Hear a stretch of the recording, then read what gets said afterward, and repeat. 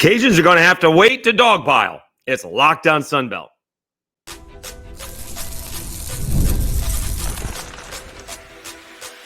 You are Locked On Sunbelt, your daily podcast on the Sunbelt Conference, part of the Locked On Podcast Network, your team every day. All right, Dave Schultz, Locked On Sunbelt, your team every day. Today's episode is brought to you by Gametime. Download the Gametime app, create an account, and use code LOCKEDONCollege for $20 off your first purchase. Terms apply. All right, we're trying to do this, record this on a Thursday night here in Lafayette, Louisiana. Storms are passing through, so we'll see how it goes. Please, everybody, stay safe. We had a bad one come through on Monday. Another one's coming through now. I'm supposed to fly out of Baton Rouge tomorrow. We'll see how that goes. Anyway, we got softball regional that's already been actually moved up. And we'll talk about Texas State and South Alabama also prepping for NCAA softball. But let's start off with the final regular season series for Sunbelt baseball. It was very odd. You know, the Cajuns' magic numbers won, which actually, now that I think about it, may be done. That Matt Deggs on Monday at his weekly presser would talk about that, about dogpiling and everything like that. So basically, if they win one and they, or Southern Miss loses one, then it's over.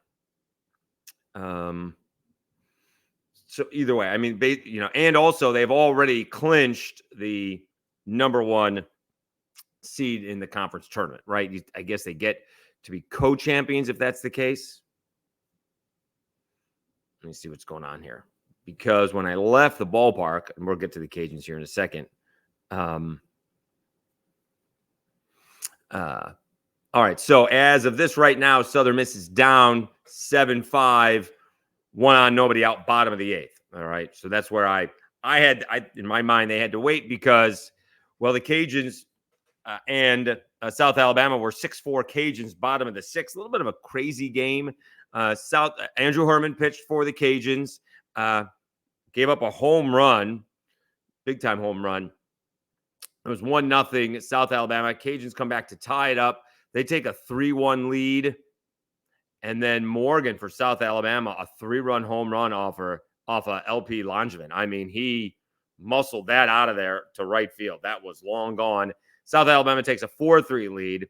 Cajuns tied up on a Connor Higgs RBI double. And then they pull off a double steal. Kyle DeBarge, oh my goodness, intentionally walked, not once but twice, by my guy Mark Calvi. Cajuns pull off a double steal, bang, bang play at third base. Kind of looked like the South Alabama third baseman missed the tag on the body and didn't get Higgs until they hit him on the arm. By that time, the right arm may have been at third base. Nonetheless, John Taylor, a 2-run single, and the Cajuns take a 6-4 lead. Now, at that point in time, a couple of things happened. Gant Starling went down. As soon as he made his last pitch to Taylor, he went down grabbing his arm, and he came out of the game. Directly after that, they went to a delay and maybe lasted an hour. I mean, stayed for a little bit, but just based on the radar, it wasn't like something was passing through. We're in major storms and trying to, you know, get everybody safe. I will say LSU was able to finish as they were already in their post-game show by the time I got into my car. So let's see here. Weather delay was at 8:17. And let's see when it went on delay here. Let's see. It went on delay at almost an hour, 9:12. All right. So probably a couple minutes in between that. So the Cajuns lead South Alabama 6-4. We're hoping Gant Starling is okay for South Alabama. Maybe a cramp. Usually don't see that in pitchers and not in their arms. That did not look particularly good. if you're South Alabama, you're probably not going to see LP Langevin again, although you hit him pretty good. A couple, I think, a walk and an infield base hit, and then a 3-run bomb. The Cajuns, South Alabama, will play the second game right after that. So the resumption of the first game is at 3, and then they'll finish that up. They're a little bit more. I guess they're almost 2/3 of the way through. So maybe at 4:30, like they take about an hour to finish the first game, and then it's like 30 or 40 minutes afterwards they'll start up the second game. But we'll see if the Cajuns can put the finishing touches on a regular season title. Now, our Moore and Nolan, maybe we'll finish up in here. Obviously, whatever the Cajuns go down, LSU went up a couple 33 because their win over Ole Miss. Cajuns are still 38. So that has not moved because, well, their game has not finished yet. All right. And others were still playing as well. It did look like Texas State and Southern Miss were playing in that monsoon. I'm not sure what that was about. That looked like the longer we watched, and Southern Miss actually got a strikeout in the top half of the 7th inning with a couple of runners on to prevent further damage. And, again, we're now they're in a weather delay. So they got into weather delay at 9:08 Central Time. So, again, bottom of the 8th, Texas State and Southern Miss. Texas State leading Southern Miss 7-5. There's one on and no out for the Golden Eagles, who are, I guess, technically trying to stay alive for a Sun Belt regular season title, but they're probably at this point in time much more concerned with good seeding in the NCAA tournament. That's what they're looking for, right? And they were 29 coming into tonight's game, right?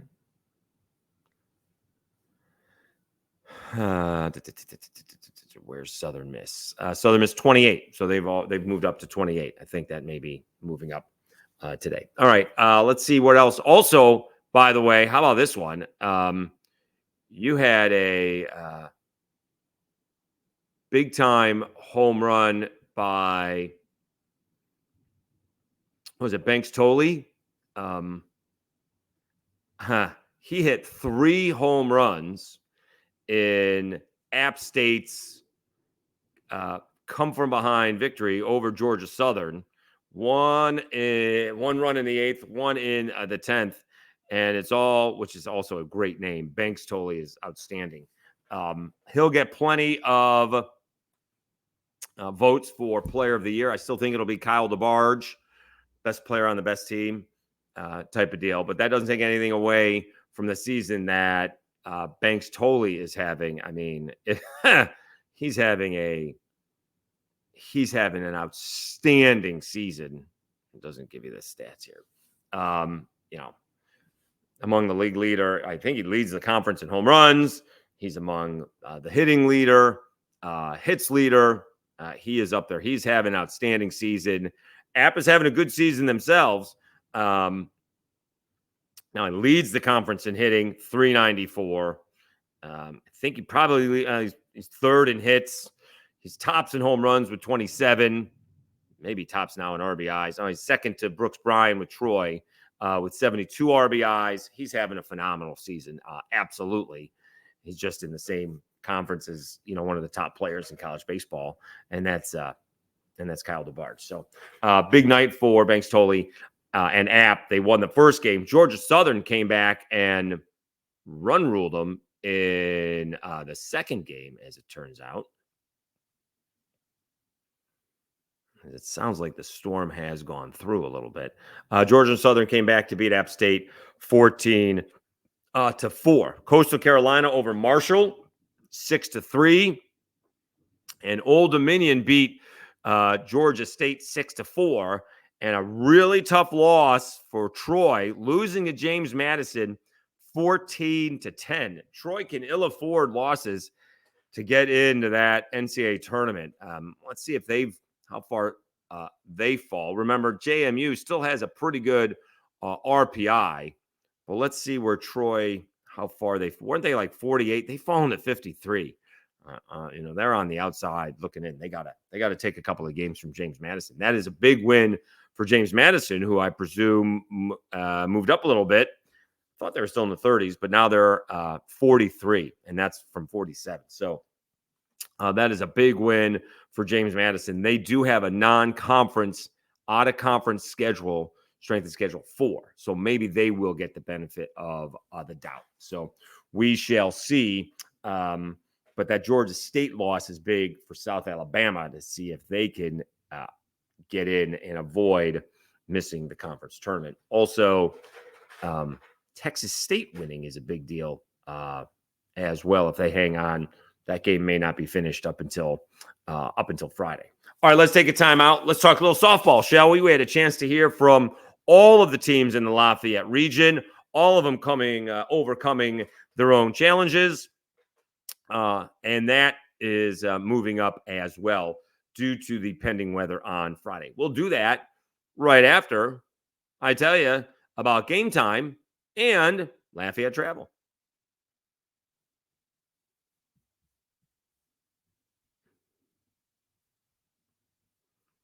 Gametime is an authorized ticket marketplace of the NBA, which makes getting playoff tickets even faster and easier. Prices on the Gametime app actually go down the closer it gets to tip-off. With killer last-minute deals, all-in prices, and views from your seat, and their lowest price guarantee, Gametime takes the guesswork out of buying NBA tickets. You get those last-minute deals, you can save up to 60% off buying last minute for sports, concerts, comedy, theater, etc. You can save even more when you choose the section and let Gametime choose the seats. You get that all-in pricing toggle, this feature that shows you the total upfront with no surprise fees at checkout, and your purchase is covered with the most flexible customer service policy in the ticketing industry. Take the guesswork out of buying NBA tickets with Gametime. Download the Gametime app, create an account, and use code LOCKEDONCollege for $20 off your first purchase. Terms apply. Again, create an account and redeem code LOCKEDONCOLLEGE for $20 off. Download Gametime today. Last minute tickets, lowest price guaranteed. And Lafayette Travel.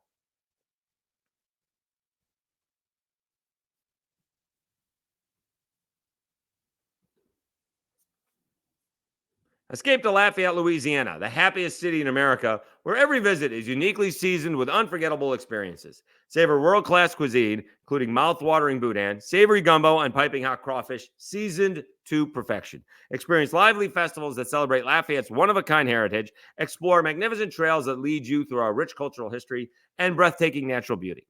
Discover the untouched purity of our cypress and Tupelo swamps, where you can paddle past nesting birds and sunbathing alligators. Immerse yourself in the vibrant rhythms of Cajun and Zydeco music that can be heard any night of the week.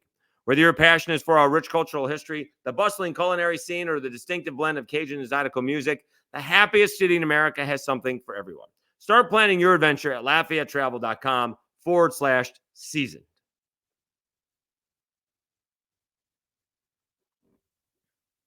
All right, Dave Schultz, Locked On Sunbelt, your team every day. The Sunbelt well represented in the college softball NCAA tournament, I guess is what we'll say. Not quite to the World Series just yet. Cajuns are hosting. Texas State is in the College Station region, I guess, Texas A&M. And South Alabama is heading to Florida. Did get a chance to hear from all 4 teams in the Cajuns region, including, obviously, the host Cajuns, where they overcame a slow start, 9-12. They did beat Oklahoma. Certainly going to get a little bit of confidence when you beat Oklahoma, and that got them going on their way. That turned them into 10-12, and they overcame basically the hardest non-conference schedule in the country. In addition to beating Oklahoma, they beat LSU here in Lafayette. They do have a very solid team. They don't have the Lexi Elkins kind of hitter. They don't have the Carly Heath type of hitter. They got a lot of clutch players, but they don't have that one player. Brooke Elstead led the team in RBIs, but it's a very balanced ball club. All right. They don't have the dominant pitcher either, but Sam Landry and Chloe Risato can be very good. So, but that's all they got for the most part. All right. They have others, but not real sure if the Cajuns are going to win this, They got to beat Princeton, and then they got to beat the winner of Baylor and Ole Miss. They might be able to go 4 games. I don't think they can go 5. If they lose to Princeton or Baylor and Ole Miss, well, if they lose to Princeton and then lose the next game, they're done. But if they say they beat Princeton and then lose to Baylor or Ole Miss, they're in trouble. Baylor has already been here. They've taken 2 out of 3 from the Cajuns. Coach Moore from the Bears, very complimentary. He says, we schedule the Cajuns to prepare for Big 12 competition and the atmosphere. I thought that was great. Now, I guess they came in February when basketball season was going on, so it's obviously chilly and not necessarily the biggest of all crowds are there early on in the season. He knows, what this ballpark, what these games are going to be like. Again, I should mention the first game is now at noon. Cajuns and Princeton are playing at noon on Friday, and Baylor and Ole Miss scheduled now to play at 2:30 or following the Cajuns and Princeton. But he's very complimentary. He likes playing the Cajuns. He likes, Jerry, Glasgow, brings his team over there to Waco. He likes coming to the Cajuns, and I thought that was very complimentary. They seem to have a little bit more injuries than other teams, right? The Cajuns haven't really dealt with that. It didn't sound like the other teams dealt with that, but Baylor had some injuries that they had to deal with. So they've overcome that. They're the number 2 seed. Ole Miss, I don't know what it is about it. I don't know what it is between softball and baseball. It feels like baseball is the end of the world when things don't go their way, and softball is just kind of matter of fact. Jamie Traxel, the coach from Ole Miss, said they overcame their challenges, and expecting to hear, injuries and, some calls or whatever. And I asked her what were some of the challenges, and she just thought about it for about a half a second and said, losing. They were competing, but wasn't getting the big out, not getting the big base hit, scoring 1 run instead of 3 runs in an inning, things like that. And they actually said they came to La Tech. They went to Ruston and didn't play and bailed, right? And they went home and had a great team meeting on the bus. So they turned some things around. They're happy to be here. They were a little bit nervous getting into the tournament. And they're looking forward to competing. They're also getting a new softball facility, new softball stadium, where they legitimately said there's no atmosphere from behind the plate. All the parents are sitting in the outfield, and so it's not really intimidating. They like going on the road, whether they're getting booed or not, and there's not a whole lot of booing in softball, right? If there's any booing, it's the umpires, but no one boos the other team. May try to rattle the other team, but there's not a lot of booing. But they kind of feed off that energy because they don't get any energy at home. So there is something to that. And so we appreciate that. Princeton, same thing, overcoming some injuries. And it felt like they were overcoming the same thing Ole Miss was, trying to figure out how to win. Oddly enough, they did not play for 2 years. Princeton did not play in 20 for COVID and then didn't play in 21. I'm not sure why. That was not asked or answered. They also mentioned that the first regional that Princeton ever played in was here in Lafayette in 1994. They did play in Arkansas in 2022. And so the upperclassmen are used to that kind of atmosphere, which is obviously expected if and when they play the Cajuns, which would be on, they're going to play the Cajuns on Friday. Princeton will play the Cajuns on Friday. So had a good breakdown with the teams. We'll see. Jerry Glasgow was talking about Princeton about, they're going to play the short game. Don't hit a lot of home runs, but hit a lot of doubles. So we shall see. Cajuns are going to have to play good defense to win that game. All right, let's take a timeout. Let's talk about Texas State and South Alabama, also representing the Sun Belt in the NCAA softball tournament. We will do that after I tell you about FanDuel.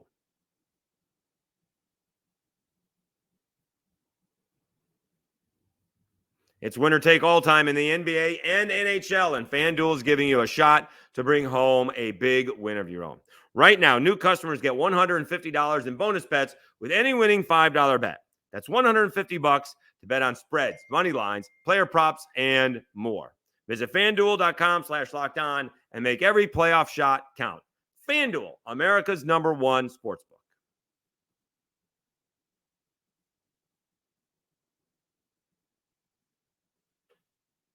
All right, Dave Schultz, Locked On Sunbelt, your team every day. By the way, all of a sudden we've gotten, about a dozen new subscriptions. Really appreciate that.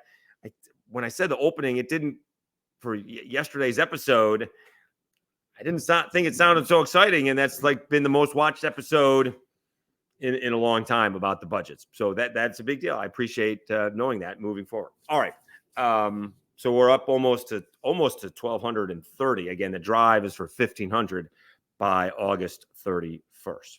That's week 1 of college football. All right. Not week 0. I don't understand the whole week 0 and week 1. If you're playing before week 1, that's week 1, but whatever.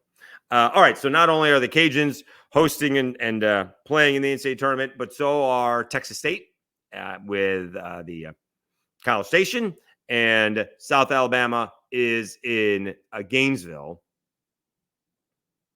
We had this here. Let's see here. Obviously, there was a talk about Texas State maybe should have hosted. I think that probably also has to do with, their facilities. And I think those are improving and coming. They did it, from my understanding, they did a great job of hosting the Sun Belt Conference tournament, where there's obviously more teams than a regional, where there's only 4. But I guess they need also more stands. You can't, when the Cajuns are going to sell out, it's going to be over, 2,500 or so. Texas State does not have that. So Texas State is in, they are the 17 seed. It does say Bryan College Station. I get Bryan College Station, so a College Station. They will take on Penn State, who they swept earlier this year. That's a national televised game on ESPNU. That's slated for Friday at, I'm going to guess, 3 p.m. Central Time, as I'm looking at the NCAA page. And then they get the winner, or Texas State, Penn State gets the winner of A&M and Albany. All right. So, and Texas State, should be mentioned, 4-0 against that bracket, against that region, right? They swept Penn State and they've beaten A&M. They're going to get a little chip on their shoulder for not hosting. They've beaten A&M, and girls probably getting a little bit of a good lesson that you don't always get what you deserve, but as Mick used to say, and still does sometimes you get what you need. And they get to go in and have that chip on their shoulder to see if they can take down, the big bad Aggies that should be coming to their place. All right. And, let's see what they do. And, I guess Texas State's got a little bit more depth when it comes to pitching than the Cajuns or South Alabama, for that fact of the matter. And we'll see what happens. I presume they're going with Mullins against Penn State. All right. South Alabama going to Gainesville. They've been there before. See if I can remember what they did. I think they beat, now off the top of my head, I think they beat Baylor 2-0. Well, it wasn't off the top of my head. We looked last week.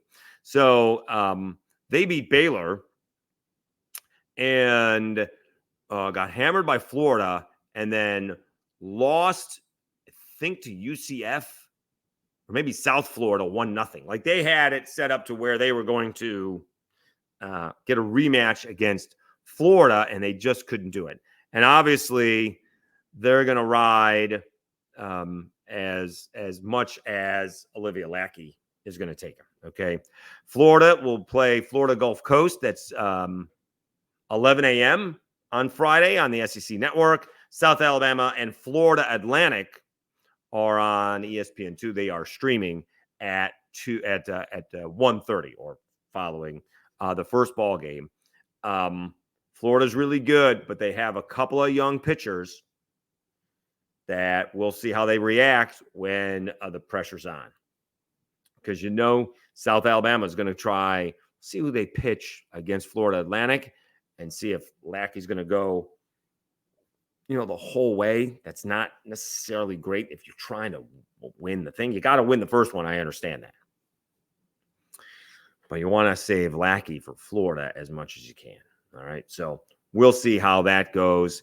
Again, got a good shot at more than one Sunbelt team winning a regional. You could have a couple in a super regional down the road. So that would be a lot of fun for the Sunbelt. All right. As softball's getting to their climax, baseball is almost there, just a couple of weeks behind the ladies. All right. We are heading to me and my family heading to Louisville. So we will be there. We should have Sunday's actually the graduation. So my nephew's graduating. We'll try to have an episode Monday and Tuesday. That is the goal. Looking forward to the trip. If we can get out of here, I don't want to be driving in that weather. So we'll see how that goes. Thanks so much for tuning in. Again, almost 1,230 subscribers.